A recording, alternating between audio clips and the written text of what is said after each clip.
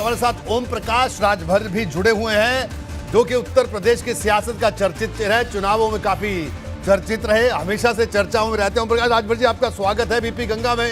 राजभर जी, क्या कहना है, आज से एक तरह से शुरुआत जो हुई है विधानसभा में, और सरकार ने भी कहा कि एक सकारात्मक सोच जरूरी है, सकारात्मक राजनीति की जरूरत है, तो ये सकारात्मकता विपक्ष की नजर आएगी, क्योंकि आज के माहौल से कई संकेत मिलना शुरू हुए हैं। क्या कहना ओम प्रकाश जी आपका?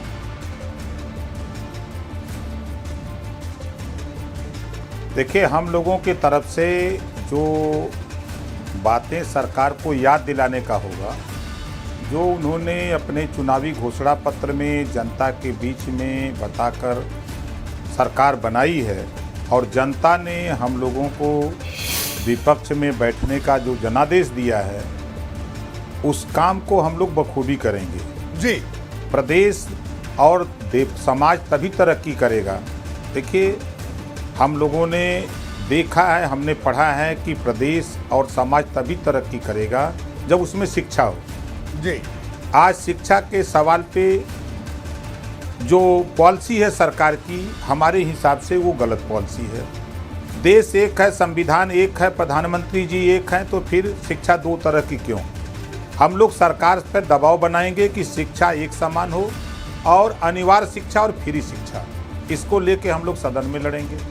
हम लोग जो किसानों की एक बड़ी समस्या है आवारा पशु की जी, इसको हम लोग सरकार को याद दिलाने का प्रयास करेंगे कि भाई ये बड़ी समस्या है, और सड़क पर भी आवारा पशु से लोग लड़ करके दुर्घटनाएं हो रही हैं। इससे कैसे निजात सरकार दिलाने के लिए कोई ठोस कदम बढ़ाए, कोई ऐसा कानून बनाए कि जिससे कि ये घटनाएं ना हो।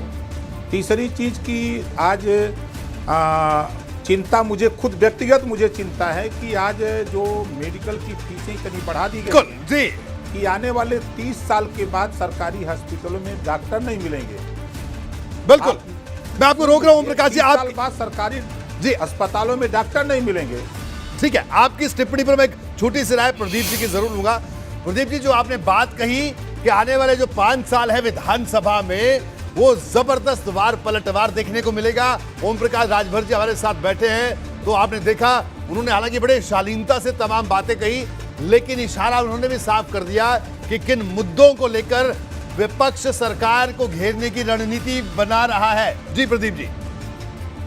नहीं, ओम प्रकाश राजभर जी ने 3 मुद्दे उठाए। मुझे लगता है शिक्षा का जो उन्होंने मुद्दा उठाया, और जो बेसहारा पशुओं का मुद्दा जी, बहुत ही इंपॉर्टेंट मुद्दे हैं।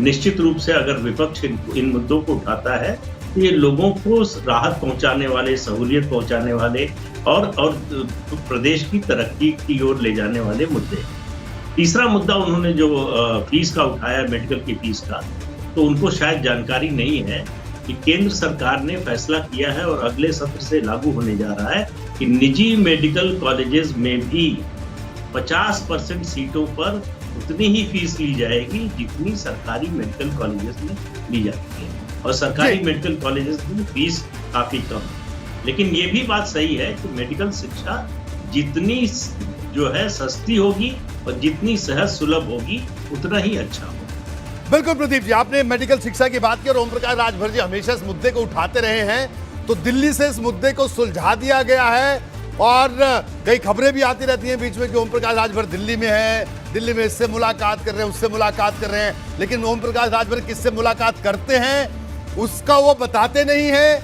और जिससे उनकी मुलाकात नहीं होती है उसके बारे में तो कोई भूल जाए बताना भी। तो खैर, मैं लौटूंगा ओम प्रकाश जी आपके पास भी।